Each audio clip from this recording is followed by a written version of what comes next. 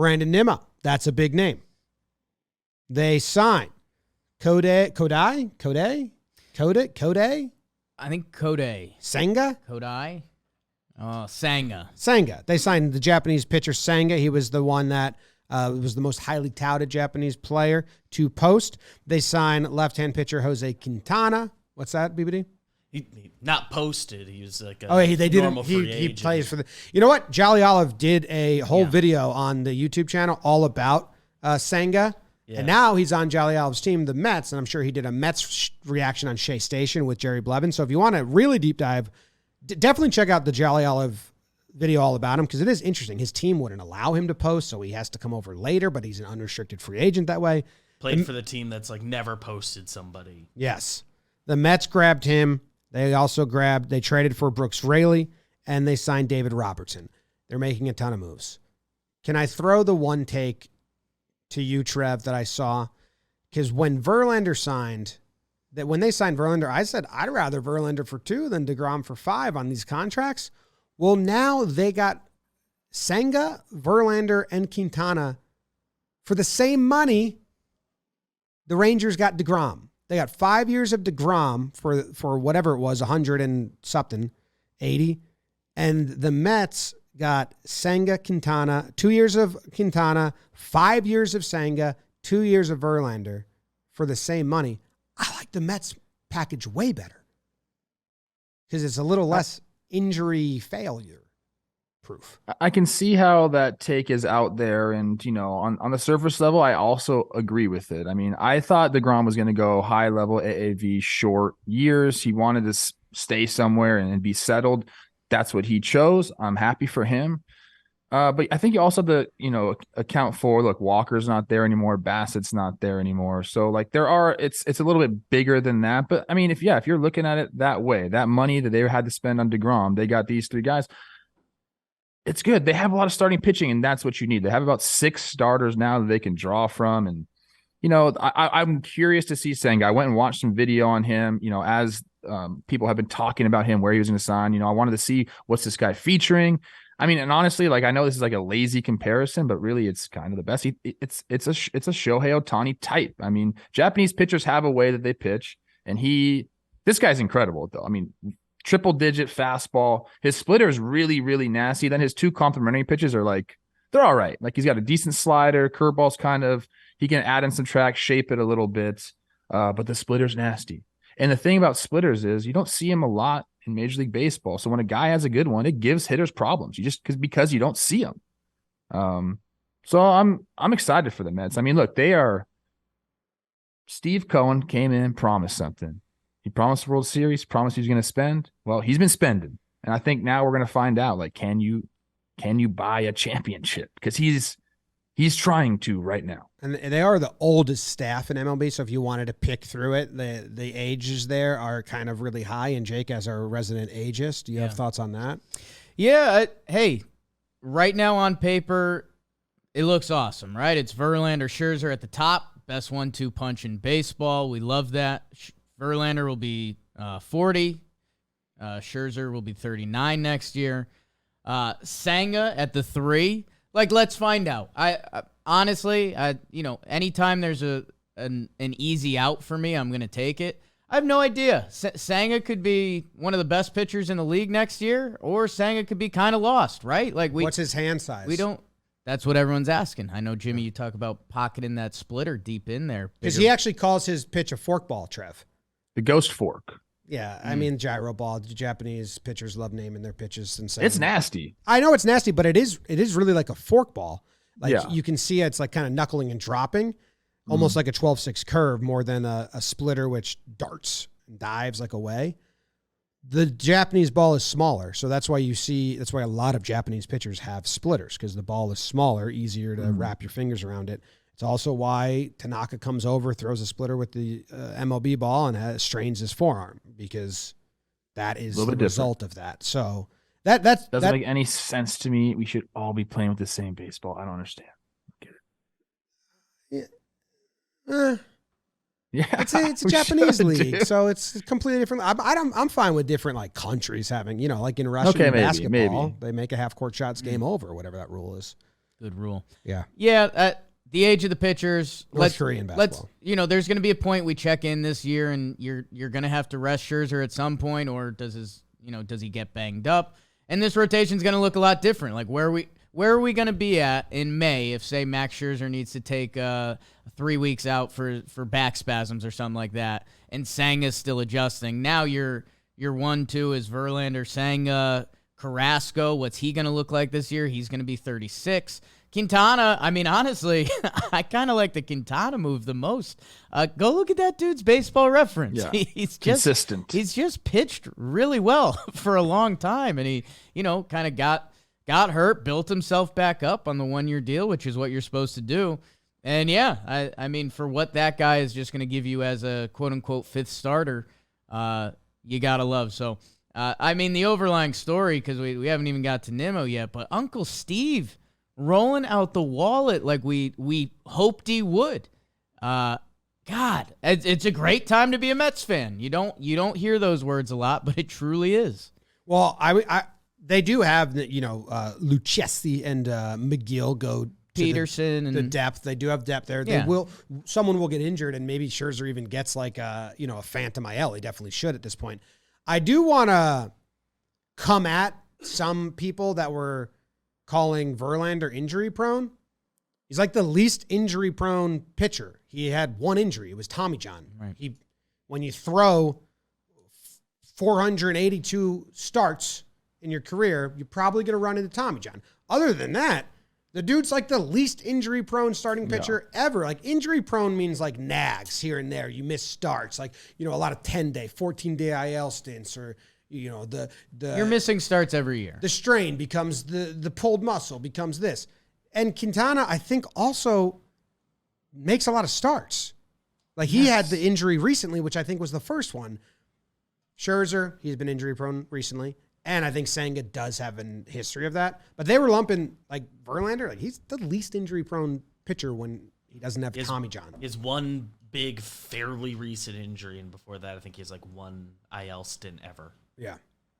Are you guys familiar with the word caballo? Horse. No. These guys are horses, both of them. And I like that. Like when you add guys that you can count on for X amount of innings, it just makes your job easier, as a manager, and as for an organization. And they do have that depth we're talking about. McGill last year, they were calling him Baby DeGrom, man. Like the guy's got some stuff. So I'm in, man. Yeah, again, we haven't even talked about Nimmo. I love them bringing him back. 8-year obviously deal. very, very sought after as a center fielder who can hit, get on base. Their outfield's good, man. Canna, Marte, Nimmo. Their offense last year, I think, was third in baseball in OPS plus. They were like fifth in baseball in runs per game. So you're returning an offense. These guys won 101 games. The Braves stole the division from them at the end. They tied in record, but remember they had that tiebreaker and they went and swept them. And that's a sour taste. But 101 games, and now you're bringing in these guys. And like you said, man, Mets fans are like, fuck yeah. Jim, didn't you had Nimmo as your Manscaped signing of the winter? I did. Yeah. The Mets are pretty hairy. The Mets are like decidedly the hairiest post-game shower in all of baseball right now. That staff, Buck. Are you sure? Vogelback, Alonso. It's just a lot of. It's a lot of like old man hair. Yeah. It's Alonso taking I feel a like shower. I feel like in the city though, they're all taking care of themselves. They're escaping. You got to. They will be after they hear this app. You have to manscape. And I mean, 2023 is on the way, Trev. And you don't want to be letting pubes get in the way of your New Year's Eve plans. God, that's the worst. So go to Manscaped, get their Lawnmower 4.0. It's kind of the leader of their Performance Package 4.0. The perfect package for your package, if you know what I'm saying. They've got body wash in there now. Like you were saying, Trev, you practice how you play, and you play how you look, and you smell how you look. So if you're smelling good, you're looking good, you're playing good. The lip balm. Lights out. I need a Lights little bit out. of that right now. Get 20% off and free shipping with code Talkin. No G on the end. You know that. Code Talkin at manscaped.com. 20% off with free shipping at manscaped.com. Happy New Year's to your balls, Brandon Nimmo. Good for the Mets. Like, that's the overarching thing of all of this. They bring back Nimmo. I kept wondering where the Nimmo price tag was going to land. I thought it was going to get near 200. 8 years is crazy. Looking back at these Fangraphs, as much as we love them, and I love Roster Resource, they're going to have to change their crowdsource results because they've been low every year. This year, they're getting killed by the new CBA and teams bidding high. Teams are spending like crazy right now. Right, but you had to anticipate that a little bit. I think I did Awaken Jake. Computers stink with Foolish Bailey, and we were over on everything because you were like, if Justin Verlander's available and Aaron Judge is available, they were going to break the bank. The second tiers, and we'll get to Bogarts in a minute, but Brandon Nimmo again, 8 years, 162. Good for him. Good on the Mets bringing him back. And I think the other thing in play here, we thought the Blue Jays might be in on Nimmo. I know a couple teams were wondering, the West Coast teams that had missed out on a couple other players, would they be in on Nimmo? He goes back to the Mets. I think Toronto has so far gotten screwed this year because there's a little bit of a Toronto tax you have to pay to bring a lot of American-born players to Toronto. It just kind of is what it is. Real taxes up there, living in a foreign country. That I think Nimmo was a great and kind of perfect fit for the Jays. And I think just being what the Mets and Cohen were doing, they bring their guy back. And he feels comfortable there, obviously. And, I think when you have a chance to do that, when you're a free agent for a good team, a team that you've had success for, and, if he likes playing in New York and has found it like, he can live there, then it totally makes sense to continue to be with that team. With an owner like Steve Cohen throwing money out there, you're never out of it. It's crazy to think about, where their payrolls are. I told BBD to get those numbers ready. And this CBT, this competitive balance tax, they put the fourth one in. Basically, it's like the Stevie Cohen tax. A fourth tier was added in this CBA. Guess what? Of course he's going over it. Like, what? If you have a tax named after you, you better go over it. And he did, right, BBD? Oh, he's over it. Still trying to find the exact number, but... That's awesome. I got it. That's awesome that he went over that tax. Yeah, had to. I mean, almost the MLB, eat shit, everyone who gets upset about that. MLB dared him. Yeah. I have the numbers. Okay, this is like, Trevor, our numbers guy. MLB trade rumors. I'm reading the article right now. Okay. So the fourth tier is $293 million. Okay. The Mets are set to have $104.85 million in taxes alone, according to Fangraphs. 11 teams. Total payroll will not exceed $104.85 million. The taxes alone. This guy he came in, and like I said, he said some things, and he's been doing what he said. Trev, there's no way around it. There's been so many episodes of Talkin Yanks the past 5 years where we were like, well, if the Yankees go over the tax, they should blow through it and go, because why not? Once you're over it, go over it. And now Cohen's doing it with the Mets, man. A little bit of jealousy to Mets fans, which is a sick thing. It is, man. They're all old too, which I like. Like how many players are on the Mets that are in arbitration that they're going to heavily lean on? Alonso? Is he the only starter? I mean, looking at starting pitching or starting nine, that's in arbitration still. They're all Jeff McNeil. Okay. Yep. Forgot about him. Vogelbach. I mean, he might be traded if they're still trying to make moves. There's rumors of that. Vogelbach, yeah. Also, is he like heavily? Yeah, some bench relied on? guys, but you're right. No, this is a veteran-laden team, 100%.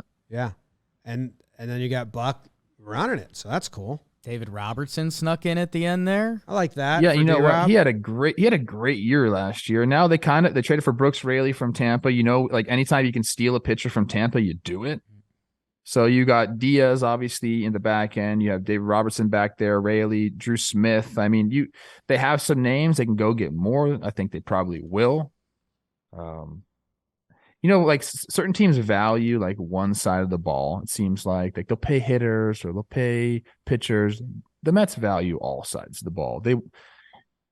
It would not surprise me if we saw them to continue to go. I know that he's already spent at a historic pace and they've been bringing these guys in, but I think they're going to continue to go. Why not? I mean, at least 1-year deals. Like, just bump it up for this year. Yep. Who cares? Once you're over. So if there's any, like, once the market sorts out and there's anyone left that is going to help your team in 2023, why wouldn't the Mets just go off from a 1-year deal? You're over. Come back home, Conforto. Why not? Okay.